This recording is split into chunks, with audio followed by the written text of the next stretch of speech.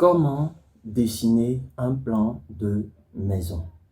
Aujourd'hui, le dessin de plan est l'affaire de tous. Même si tous ne s'y connaissent pas, voilà, en partant du maçon jusqu'à l'architecte, le dessin de plan est l'affaire de tous. Bien, aujourd'hui, dans cette vidéo, je vais te montrer 5 étapes à suivre pour pouvoir dessiner ton plan de maison.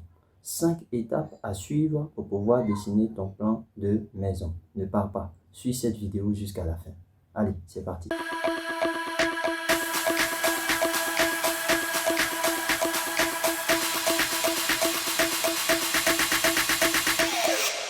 Alors tout d'abord, j'aimerais t'inviter à t'abonner à ma chaîne. Voilà, à cliquer sur s'abonner et la cloche de notification afin de ne perdre aucune vidéo de tous les autres artistes qui sortiront. Ce n'est pas la seule vidéo. Il y aura d'autres vidéos encore où je parlerai des différents détails dans la conception, dans le dessin de plan. Alors, il serait très intéressant pour toi d'être abonné. Là, quand ces vidéos sortiront, tu pourras les recevoir comme notification et venir aussi les regarder. Alors, abonne-toi. Le premier élément que j'aimerais te donner comme astuce, la première astuce que j'aimerais te donner, c'est l'orientation de ta maison. Alors, en concevant ta maison, en orientant ta maison, il faut tenir compte des 4 points cardinaux. Le nord, le sud, l'est et l'ouest. Voilà, il faut tenir compte de ces 4 éléments-là. Parce que bien souvent, les personnes qui dessinent le plan, même si c'est sur une esquisse, voilà, ils ne tiennent pas compte de ces 4 points cardinaux-là. Alors, il faut en tenir compte parce que c'est très important. D'accord? Il faut pouvoir disposer ton bâtiment selon les 4 points cardinaux. Le deuxième élément, ce sont les masques environnants. Alors, qu'est-ce qu'on appelle masques environnants? Je t'explique. Bien évidemment, pour pouvoir les connaître, pour pouvoir connaître ces masques environnants, il faut aller sur le terrain. Voilà, il ne faut pas rester à la maison avec une feuille à la main et vous allez voir les masques environnants. Non, les masques environnants sont les éléments qui pourront entourer votre terrain. Alors, quand tu vas sur le terrain, il faut constater ces éléments-là. Quels sont les grands arbres qui entourent le terrain afin de ne pas avoir une bonne vue quelque part ou pas. Ou quels sont les éléments qui barrent, voilà, l'avancée du soleil, l'éclairage du soleil sur votre maison afin d'avoir un très bon éclairage. Voilà, c'est tous ces éléments-là qu'on appelle des masques environnants. Et ces éléments font partie des contraintes sur le terrain. Bien, s'il faut les enlever, s'il faut les dégager ou s'il faut les laisser, il faut les laisser par rapport à la conception que tu veux faire. Est-ce que ça sera très bon? Est-ce que ça sera bon à utiliser? Voilà, il faut aller toujours sur le terrain pour aller vérifier ces éléments-là.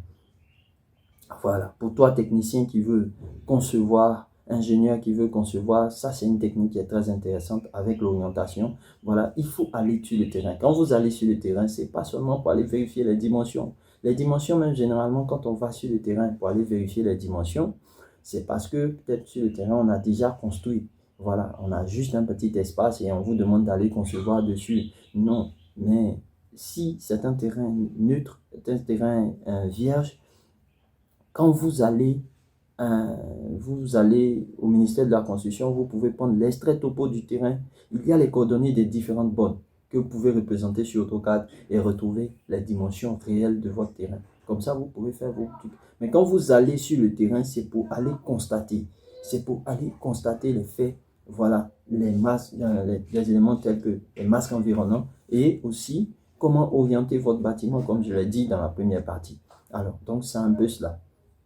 Il faut toujours aller voir s'il y a des éléments qui barrent la vue par rapport à votre conception.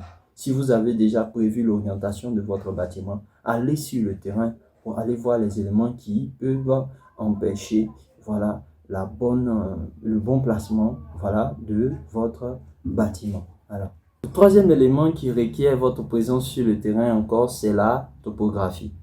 Voilà, le relief du terrain.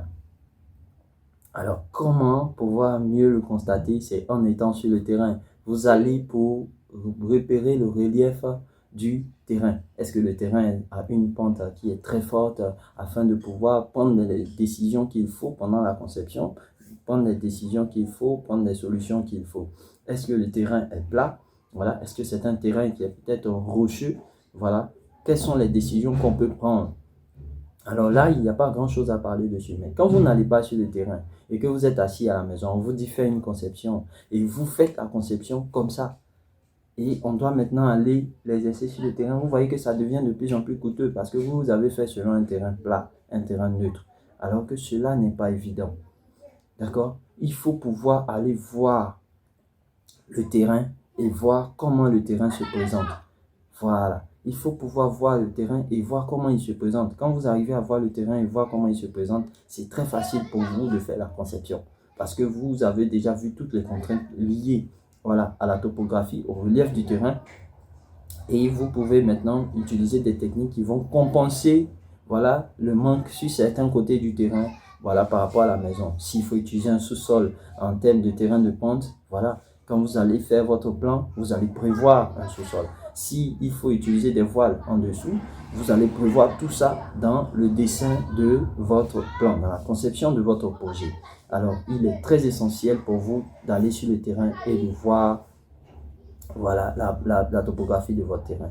Alors, après toutes ces étapes sur le terrain, tout ça, voilà, comme il a été annoncé, on va passer au quatrième point. Voilà, le quatrième point qui est les apports naturels. Bien, les apports naturels, ça, on les prévoit lorsque nous sommes en train de faire l'esquisse de notre plan. Voilà. Lorsque nous sommes en train de faire l'esquisse de notre plan, nous sommes en train d'essayer de dessiner à la main le plan pour voir les différentes pièces, la disposition des pièces, le fonctionnement de la maison. Il faut maintenant commencer à prévoir les apports naturels, l'utilisation des apports naturels. Quand je parle d'apports naturels, je parle du vent, de l'aération de la maison et de la lumière. Voilà, la lumière du jour, l'ensoleillement. Voilà. Il faut pouvoir prévoir, il faut pouvoir placer ces fenêtres de sorte à ce que, puisqu'on sait maintenant là où le soleil se lève et là où il se couche, voilà, de sorte à ce que les fenêtres soient placées du côté du coucher du soleil. Voilà, il faut pouvoir s'arranger à ce que, voilà, ces éléments-là soient placés, les fenêtres, voilà, des différentes chambres soient placées du côté du coucher du soleil, de sorte à ce qu'il n'y ait pas trop de lumière à l'intérieur des chambres, parce que ça crée un peu quelques soucis. Voilà, alors, à partir de cela, j'aimerais dire, qu'est-ce qu'il y a de mieux quand il faut recevoir sans rien devoir? Vous allez me répondre rien. Voilà. Alors, si vous êtes dans une maison où vous n'avez pas besoin de climatisation pour une aire ambiante ou bien une atmosphère parfaite, vous n'allez rien devoir. Si vous êtes dans une maison où la journée, le séjour est bien éclairé par l'ensoleillement, par les rayons du soleil, vous allez me répondre rien. Alors, ici, il s'agit de pouvoir disposer les pièces de sorte à ce que vous puissiez utiliser ces apports naturels là au maximum. On ne vous a pas dit de les disposer parce qu'il faut les disposer, non, mais il faudrait pouvoir les disposer pour utiliser ces apports là au maximum. Et cela est très important. Alors, comment le faire? Lorsque vous placez une baie sur une porte, arrangez-vous pour que la baie soit reliée à la baie de fenêtre. Est-ce que vous comprenez? De sorte à ce que l'air qui rentre par la porte peut sortir par la fenêtre. Ça, c'est déjà une première idée, voilà, une première explication sur ce que je voulais vous dire. Et aussi, quand vous regardez, il faut pouvoir disposer les pièces des maisons de sorte à ce qu'elles ne créent aucun problème de fonctionnement. D'abord, je vous donne un exemple. Le séjour peut être collé à la salle à manger, qui elle peut être collée à la cuisine par exemple. Voilà, ça c'est un bon fonctionnement parce que lorsqu'on est au séjour, on peut facilement passer à la salle à manger si nous avons envie, voilà, de quelque chose. Mais si entre le séjour et la salle à manger, vous mettez une chambre, bon, ça ne sert pas à grand chose. Voilà, donc pour ma part, pour une bonne conception et une économie, voilà, de l'énergie à l'intérieur de votre maison, il faut pouvoir regrouper chaque pièce qui a à peu près le même fonctionnement. Les chambres doivent être regroupées d'une part et voilà, les salles d'eau, les salles de bain doivent être aussi regroupées d'autre part. Quand c'est comme ça, vous ne consommez pas et vous ne dépensez pas. Pourquoi? Parce que la tuyauterie, tout ça, on n'aurait pas à casser, mettre des coudes partout et tout ça. Non, on les dirige vers un seul élément, un seul point parce que c'est là-bas sont regroupées toutes les salles de bain. Ici, on parle de fonctionnement de la maison. Nous sommes en train de parler, lorsque vous êtes en train de dessiner votre plan. Voilà, déjà il faut respecter, il faut pouvoir faire sa conception de sorte à utiliser les apports naturels. Voilà, si vous arrivez à utiliser les apports naturels, parce que vous êtes allé sur le terrain, vous avez constaté tout par rapport à la disposition, tout ça, vous arrivez à utiliser les apports naturels, vous avez d'une part réussi votre conception. Ensuite, il faut aussi prévoir le fonctionnement dans la maison. Voilà, si vous êtes arrivé à bien dissocier les différentes pièces qui ont les mêmes qualités, vous avez réussi votre conception. Et enfin, les façades. Ah, ces éléments que j'aime le plus. Alors, j'ai longtemps remarqué, lorsque je sors, voilà, des bâtiments qui juste ont la façade du plan. Je m'explique. Des bâtiments qui ont juste la façade du plan. C'est-à-dire, on est venu, on a fait l'enduit, allez, on a mis les fenêtres et c'est tout. En termes de conception, en termes de dessin de plan, en architecture, les façades constituent la vitrine, la façade, la face de votre bâtiment. Imaginez un peu une femme qui ne se maquille jamais. D'accord? Une femme qui ne se maquille jamais. C'est évident. Quand nous allons la voir, nous verrons toujours la même chose. Alors nous serons habitués à voir ce que nous voyons. Alors qu'une femme qui se maquille, elle a plusieurs façades, elle a plusieurs faces à présenter. Et sa beauté encore resplendit. Parce que c'est pour cela que le maquillage a été créé. Alors, le bâtiment aussi découle dans le même contexte. Lorsque vous finissez de construire votre maison et lorsque vous avez fini de faire le gros œuvre mensuel, tout ça, on a parlé du gros œuvre, du second œuvre, on a fini de mettre l'enduit. Mais le second œuvre revient à ressortir l'esthétisme sur votre bâtiment. Alors, c'est pourquoi les architectes sont les plus importants. Pourquoi on vous demande d'aller voir les architectes lorsque vous voulez concevoir votre plan? C'est par rapport à cela, parce qu'eux, ils connaissent les techniques évidentes pour pouvoir ressortir la façade d'un bâtiment. En fait, la façade ne doit pas refléter le plan du bâtiment. En architecture, c'est comme ça. La façade ne doit pas refléter le plan du bâtiment. Et quand vous voyez les différentes maisons que vous voyez, vous verrez que voilà, leur façade ne reflète pas l'intérieur du bâtiment. Voilà. Et c'est ça l'architecture, c'est ça le modernisme. Donc vous devez vous arranger à cela. Vous pouvez utiliser des pierres, faire des décorations sur la façade, de sorte à l'embellir, voilà, judicieusement et esthétiquement, pour que nous puissions, voilà, mieux l'apprécier comme maison. Parce qu'il y a le plan à l'intérieur, il y a le fonctionnement et il y a la façade à l'extérieur. Alors si la façade à l'extérieur doit refléter le plan à l'intérieur, bon, c'est comme si on n'a pas fait grand chose en termes de façade. On n'a rien sorti. La façade est tout juste restée là comme elle est, une maison très simple. Non, ça c'est pas de l'architecture. Vous voulez dessiner un plan, technicien, vous voulez dessiner un plan, ingénieur, vous voulez dessiner un plan, il faut pouvoir tenir compte de la façade. Il faut pouvoir mieux faire la façade. Voilà, mieux embellir la façade. Maquille-la. Maquille cette maison afin qu'elle puisse avoir une vue constructive radieuse. Lorsque le bâtiment finit, il faudrait que la vue soit vraiment belle à regarder. Et il est très très important, voilà, par rapport à la façade, de pouvoir mieux sortir la façade de votre bâtiment. Si nous pouvons résumer, d'abord, quand vous devez dessiner votre plan de maison, il faut tenir compte de 5 paramètres. Et ces 5 paramètres ont été déjà cités. Voilà, d'abord, il y a en premier lieu, voilà, l'orientation de votre maison, de votre bâtiment. Comment vous allez voir l'orientation de votre bâtiment. 2, les masques environnants. Vous allez aller sur le terrain pour aller voir les masques environnants, tous ces éléments qui sont en périphérie de votre terrain. Voilà, qui vont peut-être empêcher la vue de votre bâtiment, qui vont empêcher vous-même votre vue lorsque vous serez dans le bâtiment. Voilà, il faut pouvoir aller les recenser. Troisième élément, il faut pouvoir voir la topographie, le relief du terrain.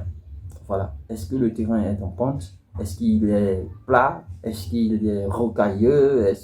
Voilà, il faut pouvoir vérifier tous ces éléments-là avant de pouvoir commencer à dessiner le plan. Et quatrième élément, il faut toujours, pendant que vous êtes en train de faire l'esquisse, prévoir l'utilisation des apports naturels. L'utilisation des apports naturels. Si vous voulez une maison très économique, quand vous faites cela, vous verrez que vous allez finir et votre maison est aérée. Vous verrez que vous allez finir et votre maison, la journée, on n'a pas besoin d'allumer une lumière, voilà, n'importe où. Voilà, on n'a pas besoin d'allumer la lumière.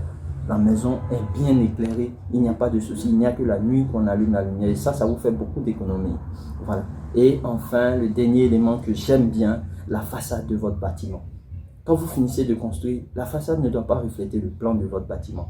Il faut pouvoir l'habiller, il faut pouvoir mettre quelques designs qu'il faut. Donc faites beaucoup de recherches, amis techniciens. Faites beaucoup de recherches, ingénieurs aussi. Voilà. Bon, pour les architectes, je pense que c'est ce que vous étudiez. Donc c'est juste un petit astuce que je donne à mes différents amis, à mes différents collègues, voilà, pour qu'ils puissent mieux parfaire leur conception et qu'on puisse avoir des bâtiments qui vraiment sortent de l'ordinaire avec juste de petits designs. Il faut pouvoir habiller vos différents bâtiments. Alors, si tu as aimé ce que je viens de te dire aujourd'hui, n'oublie pas, je vous lance un défi. Voilà, ces dernières 24 heures, là où la vidéo a été déjà lancée, il faut que je puisse avoir 1000 j'aime. D'accord? Il faut que je puisse avoir 1000 j'aime. Alors, mettez les j'aime, cliquez sur le pouce afin de me montrer que vous aimez la vidéo, afin que je puisse atteindre ces 1000 j'aime là. Et aussi, n'oubliez pas de vous abonner. Voilà, abonnez-vous à la chaîne. Abonnez-vous et cliquez sur la cloche de notification afin de ne perdre aucune de mes astuces qui vont sortir bientôt. Voilà. Et aussi, si vous avez des questions, vous pouvez les mettre en commentaire. Allez, c'était JK Architecte. J'ai été vraiment ravi de faire cette vidéo avec vous. On se verra à la prochaine.